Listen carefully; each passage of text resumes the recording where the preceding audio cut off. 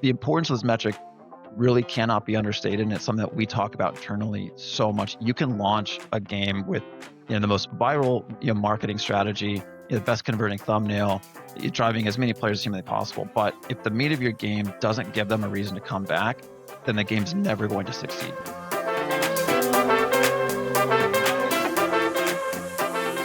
Hi, everyone, and welcome back to the Leaderboard Insights podcast. I'm Amy Baller from Overwolf, and today I'm joined by someone whose work you've most definitely played, even if you didn't realize it.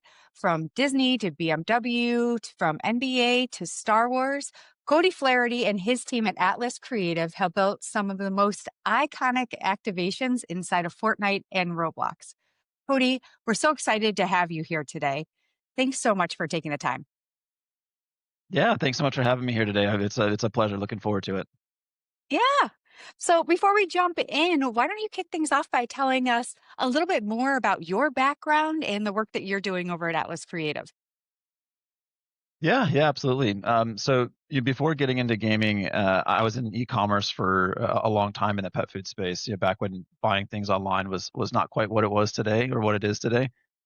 We scaled that business close to about $100 million in revenue and sold it off to the largest pet food distributor in the U.S. And then after that, I had an opportunity to jump into mobile gaming, and that had kind of been a goal of mine. Really since like the iPhone had come out.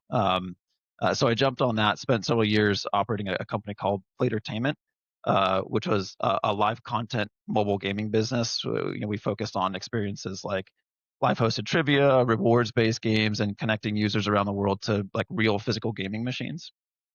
That business was a ton of fun.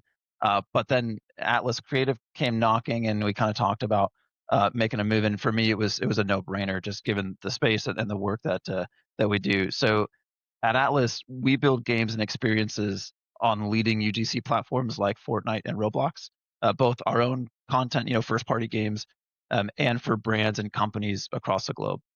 We also do work in Unreal Engine, Unity, mobile games, console games. We've dabbled in VR and like motion capture style stuff. We have an amazingly talented team, and we're constantly kind of pushing the boundaries of what a good game and good experience in this space can look like. We've been blessed to work with some of the world's best known brands, some of the brands you noted off the top here. And our work has won awards, from helping Puma, launch the new Manchester City kit in 2024 to Ed Sheeran concerts and working with awesome partners like Paramount or iHeartMedia, Disney, Roblox, and Epic Games directly. We've gotten to work on some awesome projects, and we really love what we do. Wow, that's such a really unique vantage point, especially with so many brands that are flooding into the gaming at this time, right? So, for the last 2 years, we've seen an Yeah. increasing wave of major brands, some of the ones that you mentioned, coming in to create custom Fortnite maps and Roblox experiences. And many of those creative briefs have landed on your desk. Can you walk us through two of those standout brand campaigns that you've worked on? And then tell us a little bit about what made those so successful? Yeah. It's hard to narrow it down to just two. There have been so many fun activations in UGC over the last several years. Some that we've built and some that we haven't. Just there's so many great projects. If I had to pick, I think the first one that really stands out to me was the Star Trek Kid Cudi Fortnite concert that we produced with Paramount. This was summer of fall 2023, coming off the heels of the writer's strike. And Paramount was looking for ways to kind of fill in content with something unique and different. Kid Cudi is a known avid Star Trek fan, and he and Paramount had kind of come together to ideate this concept of him, joining the Star Trek universe. And he actually recorded several unique tracks just for this experience. So at Atlas, we were responsible for writing the script of what would come to be this sort of story-driven concert experience within Star Trek, within Fortnite, using these newly recorded tracks and some of Kid Cudi's classics to sort of shape this narrative. Um, and what made the project so unique and memorable was that it was the first or one of the very first instances where full motion capture was used in Fortnite or UEFN to produce a project like this. So we spent a full day in LA, like at Paramount Studios, and with Paramount and an amazing studio called Rouge, producing the audio recordings and motion capture of Kid Cudi, which would eventually turn into these fully animated scenes inside the Fortnite experience. It was a really ambitious project, and we were really thrilled with the way that it turned out. Um, Also, the big single from this experience was "Heaven's Galaxy" by Kid Cudi. Is an epic song, and everyone should go check it out. I still listen to it all the time. Um, and then as far as another project goes, I would be remiss if I didn't mention our campaign that we're probably most well known for, which is the MrBeast Extreme Survival Challenge on Fortnite. This was an epic 4-hour long tournament that we built in partnership with Epic Games, and the winner took home a $1 million grand prize. This was one of MrBeast's first forays into UGC gaming, and to say it was a success, to say it was a success is an understatement. Our work on this one won a Shorty Award for Best Interactive Content in Gaming. And despite it being, over 2 years old now, it's still one of the most talked about projects in the space. It comes up in conversation with our partners and agencies quite often. It's just something that really resonates with players. Obviously, like anything that Mr. Beast touches turns to gold, and so the visibility around the campaign was just really massive. But also, getting to work so closely with Epic Games on this project and on continuously on new projects is such an honor. They're so in tune with their player base, and they're so thorough with their thought processes around game design, and we feel really blessed to work with them on these projects and kind of get a look under the hood of how some of their Yeah, creations come to life. that's actually super interesting. So, for the marketers listening, can you talk a little bit more about how you're designing with the player in mind? Because something that we all talk about in here quite often is the word authenticity, right? It's almost overused, but it seems like this could be a really good opportunity for us to talk about what authenticity is in the gaming space and how you found success by really leaning into making this more than a map and designing for the player. The thing that we always stress is showing up in really native ways, and I think that this is probably more applicable to Fortnite than it is Roblox, because on Roblox, players, they're not used to a core game or a core style of play. There's just kind of it's sort of open fields there. But specifically Mhm. with on Fortnite, there's a specific style of play. There's a specific expectation that Fortnite players have. We always tell our partners it's vital to kind of show up in organic ways, true to sort of the environment that you're stepping into. And so typically you're not going to find success when you're building something that players aren't asking for. But you can have a lot of success if you show up in a really sort of organic way. An example that comes to mind, this is actually another project of ours that won an award. We partnered with Axe body spray. Um, Players kept talking about how the MedMist can um, in Fortnite looks a lot like a can of Axe body spray, and that was sort of the genesis for this project. And so we created something called Enter the Mistaverse, and it was and we replaced the MedMist can with cans of Axe body spray, and so that's just a way of kind of showing up really organically. Players already sort of are familiar with this; they understand what it is. It's native to the game, and Axe just kind of showed up and said, "Hey, like let me be a part of this dialogue for a little bit," and that worked out really really well. I think it depends on what your brand is and what it is ultimately, like how you service, what services you provide. That's going to influence some of the stuff that you can do. But it's always a lot better to show up organically and complementary to the environments, as opposed to just slapping a logo in their face and asking them to move on. Completely agree. Right. In my career, we've talked about disruption and how that was the thing to do several years ago. But in gaming, it's really much different than that. And it's all about being additive to the experience. So, yeah, it's a great take. Yeah, yeah. Gamers, their tolerance for um, yeah, disruption is just different, right? Like when you're Yeah. talking about technology, you want to be disruptive, right? You want to do something new and different, get consumers thinking about things in a different way. Gamers know what they want. They're there for a reason. They're for a certain type of enjoyment, and disruptions they simply don't care for. So true. So, we've talked a little bit about Fortnite and Roblox, and those really are the most dominant examples of in game playgrounds right now for brands. What should advertisers be considering if they're weighing up one of those options to go to, aside from the normal audience demographics? Is that design flexibility or creative mechanics, things like that? What do you think the most important thing is for brand marketers to consider? Yeah, tremendous question, and one that honestly we face daily as we're engaging with our partners and prospective agencies and brands, kind of looking for the right property or domain for their next campaign. Naturally, demographics do play a big role in that decisioning process, but when you kind of set that off to the side, there are some key differences that weigh heavily on kind of the way that we think about what the best sort of path is. For starters, like we often look at a campaign's objectives and ultimately how the project's success is going to be measured. And for many, this comes down to numbers or measurable impact. But oftentimes, these campaigns can be kind of a showcase for new branding or a new product launch or other variables that require maybe a higher level of fidelity. And when art and fidelity matter a lot, we're typically looking at Fortnite as a preferred destination. UEFN, which is Unreal Editor for Fortnite, Epic rolled that out a couple of years ago now. It's an offshoot of Unreal Engine, which is where some of the most stunning and beautiful animations, cinematics, graphics in the gaming space are born.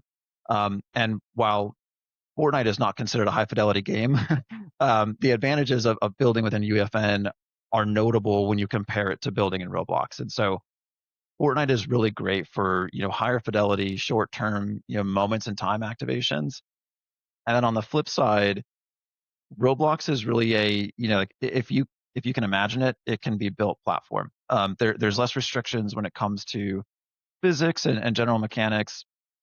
Whether it's building custom vehicle physics or combat systems or complex progression or rewards mechanisms, it's a more open platform when it comes to third-party APIs, social connections, linking out to external destinations, which sometimes can be a big part of a campaign for marketers.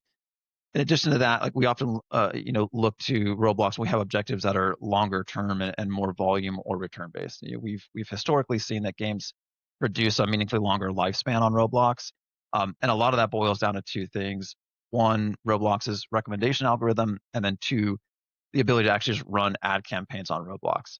So these two components, when combined, effectively ensure that good games will find a long-term player base, um, or that you will get enough volume to be able to understand where your game kind of needs work, and sort of you unearth like the data to find opportunities for refinement and optimization, if it's not naturally sticking with the player base. It's so interesting. Yeah, thanks for sharing that. So, it is one thing to get players interested enough to play a branded Fortnite map or a Roblox experience, and it's a whole other thing to keep them there. Can you share some insights, strategies, or tactics that have worked for you that brands should be considering to increase retention and replayability across these two platforms? Yeah, another good question, and honestly spot on. I mean, the initial conversion from a view on these platforms to an active to an active player is one thing, right? Like generating a good Mhm. thumbnail is one thing, but that's not generating a good, building a good game. The process of keeping those initial players engaged and long term is it's a completely different set of analysis and tools and work in general. At the end of the day, data is the most crucial piece of the puzzle here. The more insights and access you have to what your players are doing, the more informed decisions you can apply to your game design. Um, I think that when we are kind of analyzing a game, there's three kind of key pieces that we look at. Number one, new user session retention, which is telling you like exactly how long your new users are staying in your game for and kind of where drop off points are. Average Mhm. play time, which obviously tells you just on average how long your players are in the game, and then specifically day one retention. D7 and D30 matter too, but from my perspective, D1 is the most critical because if you don't get them back the next day, then the rest of it doesn't matter. Um, Mhm. so we break down each of these pieces. New user session retention, it just tells us exactly where the drop off points are for new users, and being able to drill down with such levels of granularity really help us understand from a design perspective what's working and what is not working Mhm. when it comes to onboarding these new users. And it's so critical to optimize a game's potential, right? Like you can have a great game, but if players don't know how to engage with it in the first few minutes, they're they're going to leave. Um, if they come in and they have no idea what they're supposed to do, it's the likelihood of them staying and getting into the meat of your game is really low. Players' tolerance level on these platforms it is low. I mean, it's true in mobile too, but they're making decisions about whether or not they want to invest their time in your experience really, really quickly. They have a lot of options on these platforms, and so if you can't convince them or show them out of the gates that you have a good experience, they'll just move on.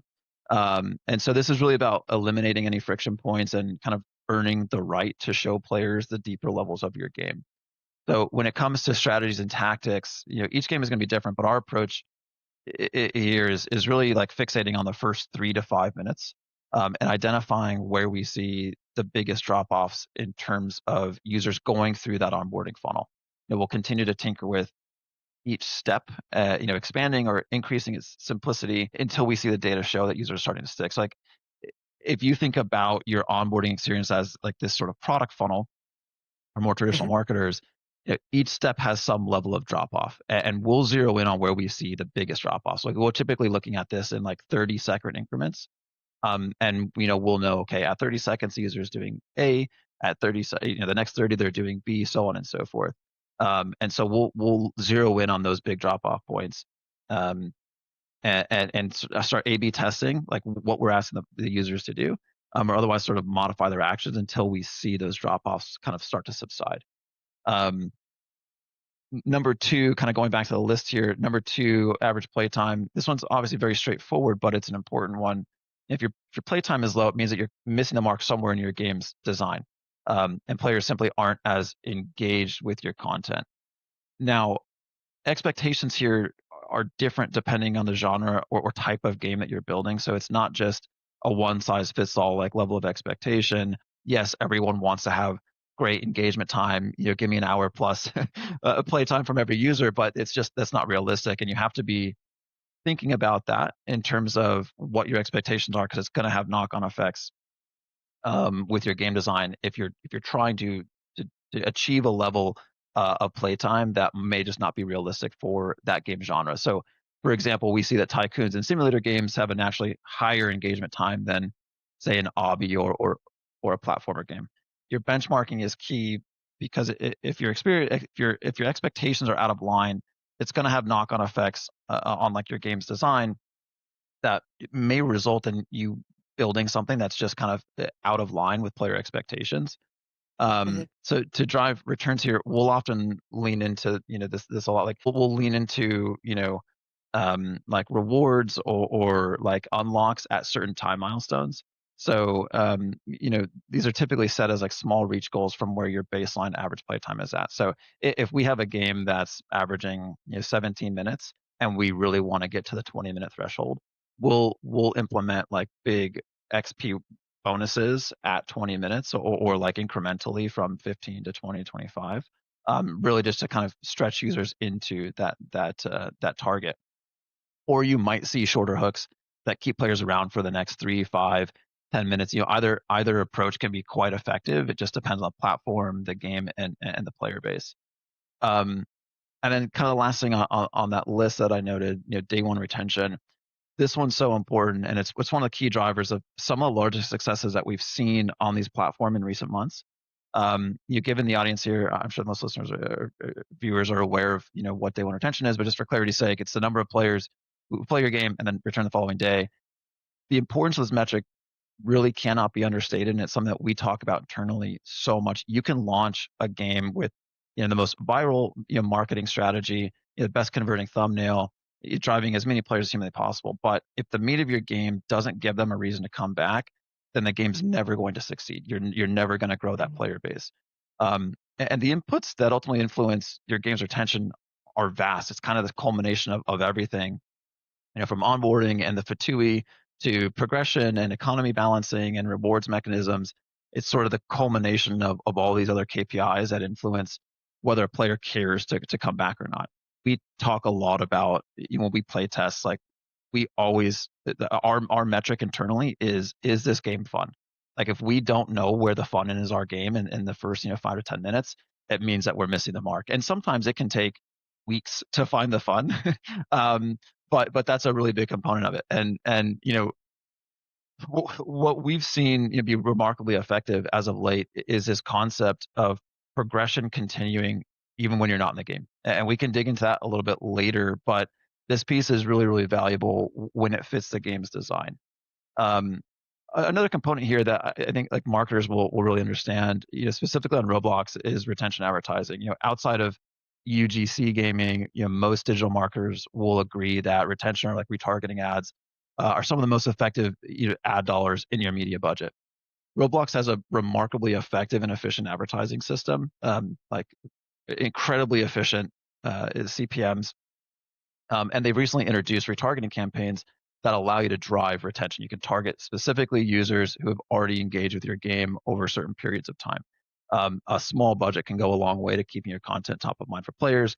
And this is especially helpful when you have a game that's in a highly competitive category, or you have a few really strong competing game titles that you're trying to win over your players' time share from. Um, in terms of real world application of this stuff, uh, we've recently acquired a Roblox game called Arcade Basketball. This is about 2 months ago now. At the time we got it, the game was peaking around about 1,000 CCU per day. And we've now grown that to over 6,000. And we're expecting to hit a new CCU record this weekend. We're actually, at the time of recording, we're about an hour away from launching an update for that game. So excited to see how this weekend goes. But we've seen a 4x multiple in the monetization for that game. And this growth overall, we attribute to execution, on these core pillars that I just spoke about. So we introduced daily and weekly rewards, which has helped with session engagement length. So daily players are grinding to kind of hit those rewards. That's going to unlock more currency for them to, you know, uh, add more to like their player, new outfits, things of that. Um, we've created a season pass system, which created like a deeper progression component and has ultimately improved our retention as players are kind of coming back grinding for those new rewards. And we really, really picked apart the new user onboarding. The game at the time didn't have any type of like first time user experience that helped players get in. And so we added that, just subtle additions that help players understand the game's physics and controls, that ultimately has led to better enjoyment, better playability for them. Um, so if you haven't played that game yet, open it up on Roblox, go check it out. Arcade Basketball. It's a lot of fun. It's this fast-paced street style basketball game that feels really, really satisfying to play and offers kind of deep customization of your character and sort of personality. So that's my shameless plug. I haven't played it yet, but actually that sounds great, and I will definitely check that out this weekend.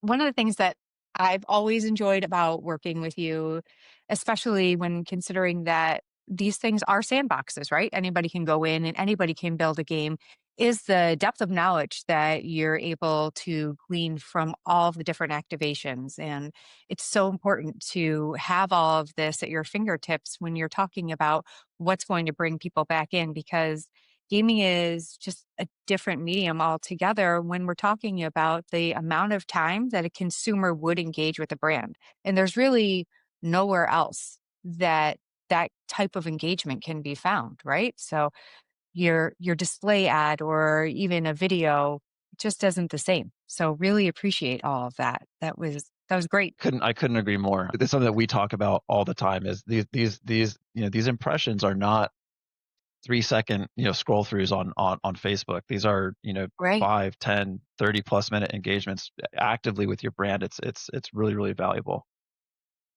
I talk about that all the time, right? That marketing doesn't have to be at the speed of a thumb scroll, that you can really get something more meaningful in gaming. So Yeah. it's just so true. So at the time of recording this podcast, Roblox's peak concurrent user count has hit a record milestone of 47.4 million. And that surge has a lot to do with two very viral games that are happening right now, both reaching a mind blowing 20 million concurrent players. Those two games are Steal a Brainrot and Grow a Garden. Could you give our audience a bit of context about the hype behind both those games and why they've been so wildly popular and what learnings brands can take from those two games and use in their own potential in-game brand activations? Yeah, yeah, absolutely. I'm laughing. Here we are in 2025, and people are having like brain rot themed birthday parties. My son just turned 5, and we had a birthday party for him, and everyone was very disappointed that I didn't throw him a brain rot themed birthday party. But yeah, I mean, what an awesome ride for these two games. It's been Mhm, so impressive to watch their sort of meteoric rise and success. And I have so much appreciation, for the games and the awesome studios and talent behind them.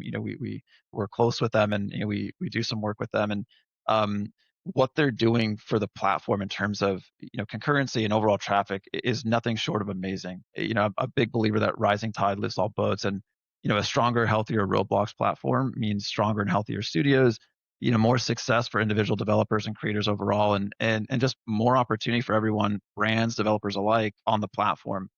Um, Both these games are unique in their own right, but they share a few fundamental pieces that really drive their success, and it has to do with their how their progress systems influence their retention. So for anybody unfamiliar, Grow a Garden is honestly quite a simple game concept. You buy seeds, you plant them, then you harvest the crops and sell your harvest, and that allows you to buy more seeds, rarer seeds, or just more valuable seeds. And then you go and you kind of repeat the process, and you watch your humble starter garden grow into this rare, luscious landscape. All of which are unique from one another, and in keeping with traditional sort of social components of Roblox, there are all these other players' gardens right next to you, so you can kind of see the uniqueness and take inspiration from them. And I think that also helps with onboarding new users because it gives them something visually to like see, like, okay, this is what this can turn into. mhm, Yeah, I think what makes a game so successful, there's a couple of things. Number one is the offline progression system. So whether you're in the game or not, your garden continues to grow. This is an extremely strong value prop for you to come back the next day and see how your garden has grown. You can come mhm, back, harvest everything, sell it, and then kind of continue building. It's a really simple concept, but it deviates from the previous sort of progress design philosophy that was trying to keep players' session lengths higher, but ultimately kind of compromise retention to a degree, right? If you're not in the game, then your player is not progressing. So stay in the game for longer periods of time. Kind of turning that on its head, it's proved to work very, very well. The other thing they do is this idea of seed scarcity. So the seed shop is universal in your server, and it only restocks every 5 minutes. This kind of creates like a natural element of urgency to ensure you're there, active and engaged in the game. Right. What's great about these games is that you don't really sit AFK because you've got to be active to a degree. So otherwise, you're kind of missing out. mhm, So once you've got your seeds, after the seed shop has restocked, well, you might as well plant them so that you can start the harvesting process. And all of a sudden, you've spent another 2 or 3 minutes playing, and the next restock is coming up. And so this kind of just creates a really sticky experience. And then the last thing that they're doing is timed events and like exclusive content around those updates. So the team has turned their weekly updates into sort of the event of the day, or honestly the event of the week, and you don't want to miss it because these live events are all unique. They introduce new seeds exclusive to those moments, and if you're not there, like, you don't have another chance to get them. So again, kind of mhm, tapping this idea of scarcity. mhm, And this is where you see these massive spikes in CCU that you talked about. A very, very big percentage of the game's player base is all jumping at the same time to ensure that they don't miss out. And that's really what's making headlines in terms of platform volume surges. Steal a Brain Rot is a totally different style of game, and it's much more social, and I would just say chaotic. It's a faster pace, but a lot of the fundamental pieces are the same. So I guess just a quick summary of the game. In the middle of the experience, there's this conveyor belt of brain rots that I was talking about, where you can purchase them and bring them back to your base, and they earn money for you. But you have mhm, to be active and lock your base, otherwise players can come over and steal those valuable brain rots that you've worked hard to buy.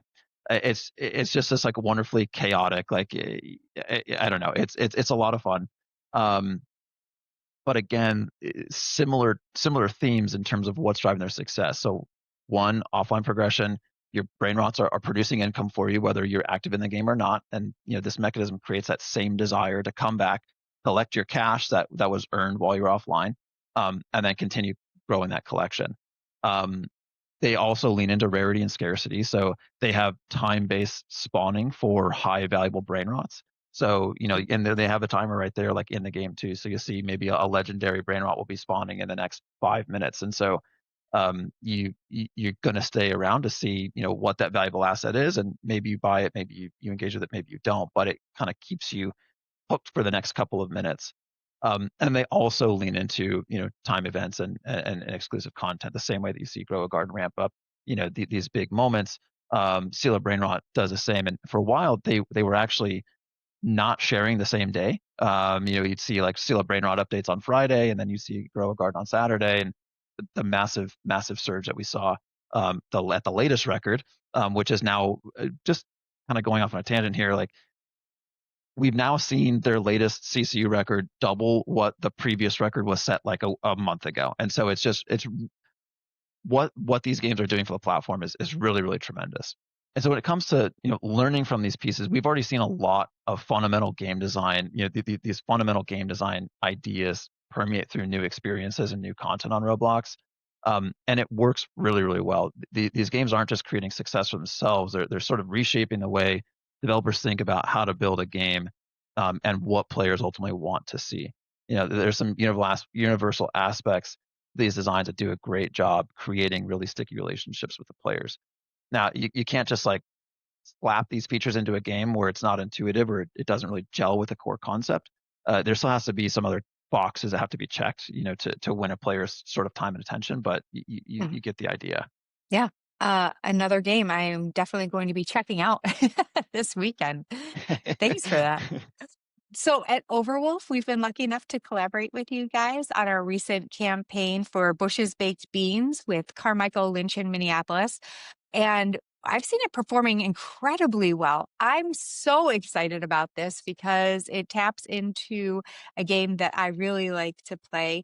Could you unpack a little bit about the idea that we landed on and the process that you guys took when we gave you the brief? Yeah, and what an incredibly fun project this was, Amy. When you and the team at Overwolf came to us looking to bring Bush's Baked Beans to Fortnite, you guys already kind of had this idea of Fall Guys in mind, and that kind of kickstarted the team of our what I call like our internal creative brain trust, Michael, our CEO, and Jordan, our chief creative officer, and the creative minds over at Overwolf, to start making some really awesome fun connections. So Fall Guys characters are known as beans, so it simply just made too much sense to not really lean into that from a creative perspective.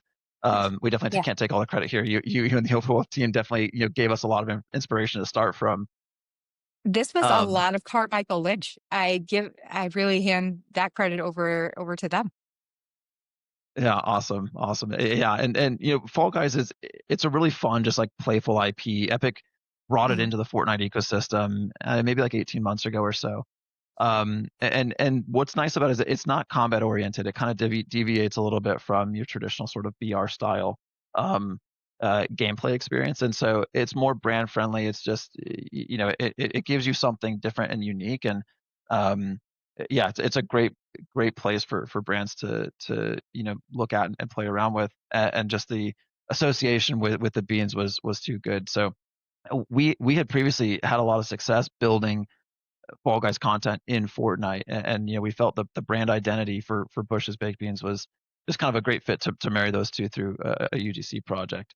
And I think Bush's slogan is Bush's completes the meal, and so given that Fall Guys, this it's a obstacle course like oriented sort of, there's just a overarching sort of a component for Fall Guys.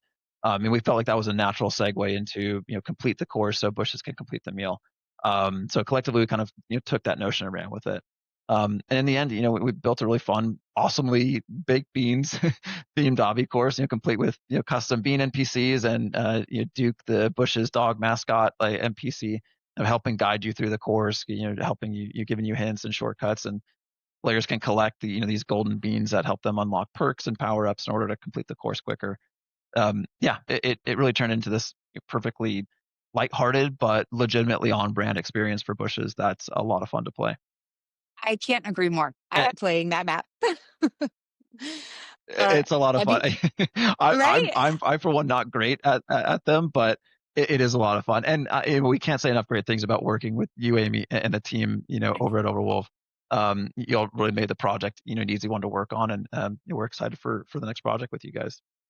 Yeah, yeah, same. What I really like about this project in particular is that Bushes came in with a really fun idea through Carmichael Lynch, and we were able to bring that to life. And Bushes doesn't take themselves so seriously as a brand, and they are exploring ideas, so they can have fun with themselves. And I just think it's so great, and I hope that it really brings together everything that they were looking for. One of the things that we were able to partner with you guys on is something that we like to call the UEFN supercharger. And what I liked about this is that it's not just about building such a really great fun world, but it's also making sure that players could actually find it. And that is a challenge that a lot of brands encounter, right? So you're just one of a lot of games in there. And that's where our supercharger Yeah. product really came in. It let us deep link players directly into that Bushes map so that we're not hoping that people stumble upon it, but we're actually driving them into the experience. And what that meant for Bushes is that instead of spending those media dollars trying to explain how to search for a map, they're literally giving them a one-click entry point. So exciting. I love seeing all the metrics come in that other people are in there and truly enjoying the map as well. So thanks so much for all of your hard work on that. And then I just have one last question for you. So as we look ahead to Q4 into 2026, where do you think the next big opportunities are for brands that are interested in this space? Are there any untapped spaces or emerging formats that you're really excited about? To be honest, I still believe that UGC and gaming in general is still so underutilized when it comes to brand marketing dollars. There are still a lot of companies out there that don't look at gaming as a core part of their media mix, and I think that those companies are missing out. The future of social interaction is in gaming.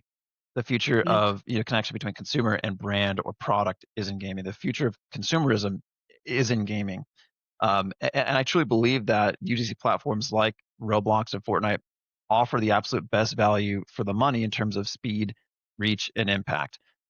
Users spend more time per day on average in Roblox than any other social platform, and it's really not even close. I mean, average time in app or on platform for Roblox is greater than TikTok, YouTube, Instagram by a pretty wide margin.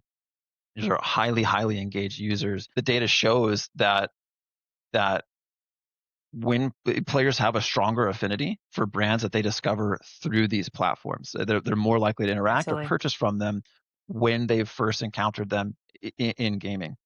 So for those listening that haven't taken the plunge into UGC gaming for their next activation, like I would highly encourage you to consider it. It's Amy, something that we talked about earlier. You know, these aren't 3 second like eyeball scrolling impressions. Like we're talking about 5, 10 minutes, 30 minutes, sometimes 60 minutes of engagement in these games. And when you're showing up, your brand is showing up in a really organic, integrated way. It really creates really, really meaningful memories for these players. And the data in the studies show that it does pay dividends. So to answer your question more directly, like I'm really excited and extremely bullish about the future of growth on Roblox and Fortnite. And I think this arena is still in its infancy in terms of marketing and brand involvement. Yeah. That's something that we talk about over here all the time. When a brand is a part of a win or helping someone celebrate their win, that you're right, it becomes a memory that players replay and you're there with them. So it's something that you just can't find in any other form of marketing at the moment. So thank you Yeah. so much. Cody, I've really loved our conversation today, and I think our audience is going to walk away with so many practical and actionable insights for this. So, thank you so much for your time and for taking the time to walk through some things that you're most excited about. Yeah, absolutely. Thanks so much for having me. And yeah, it was a blast, and looking forward to the next one. Yes, absolutely. This has been the Leaderboard Insights podcast, and I've been your host, Amy Baller. I'm the head of brand partnerships in Central at Overwolf. Thank you so much, and we'll see you next time.